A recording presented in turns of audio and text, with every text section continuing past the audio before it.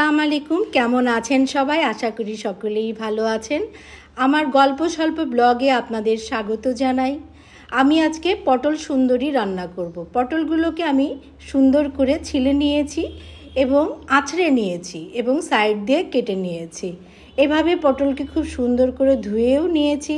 এরপরে একটু হলুদ আর একটু লবণ দিয়ে কিছু সময় ম্যারিনেট করে রাখবো।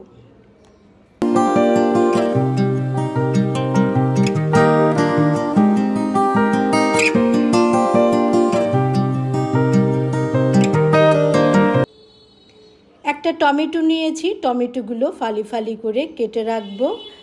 আর কিছু কাঁচামরিচ নেব, একটা পেঁয়াজ নেব, কিছু ধনিয়া পাতা নেব।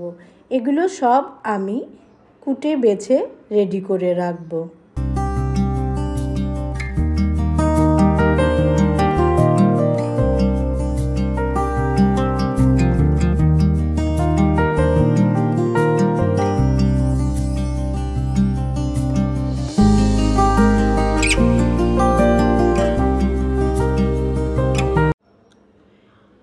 একটা পাত্র নিয়ে নিলাম, তার মধ্যে কিছু তেল দিয়ে আমি পটলগুলোকে খুব সুন্দর করে ভেজে নেব।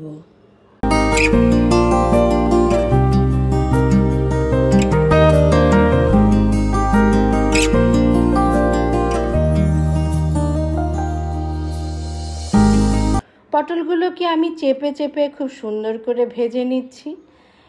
ভেজে নিয়ে এটাকে এমন একটু রাঙা রাঙা করতে হবে, তবে দেখতে সুন্দর লাগে। পটলগুলোকে চাপ দিয়ে দিয়ে আমি ভেজে নিলাম।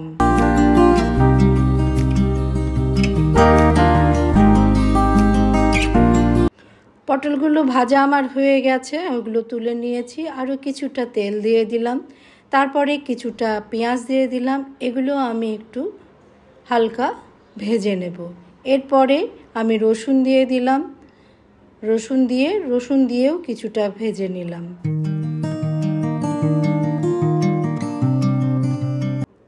এবার হালকা একটু পানি দিয়ে দিলাম যাতে পেঁয়াজটা বা রসুনটা পুড়ে না যায়। আরও আমি মশলা দেব। এবার কিছুটা সরিষা বাটা দিয়ে দিলাম। সরিষা বাটাটা দিয়ে আমি আরও কিছুক্ষণ নেড়ে চেড়ে নেব।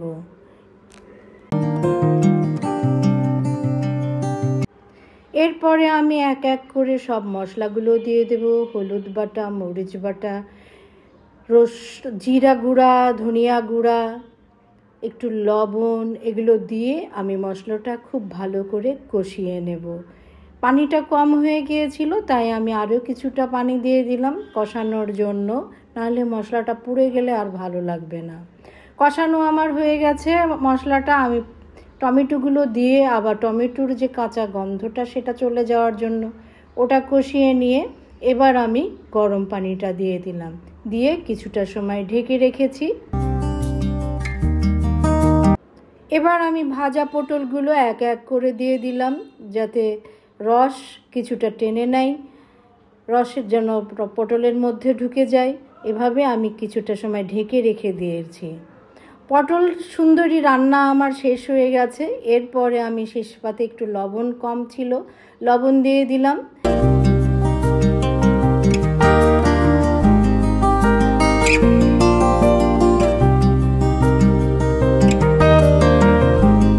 যেহেতু টমেটো আছে সেখানে একটু টকটক ভাব আছে, সেই কারণে হাফ চামচ আমি চিনি দিয়ে দেব।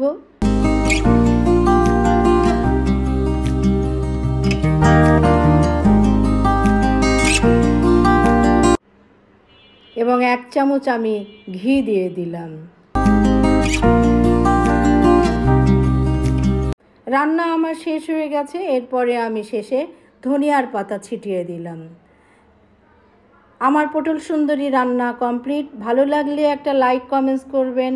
ভালো থাকবেন, সুস্থ থাকবেন, নিজের খেয়াল রাখবেন। আল্লাহ হাফেজ।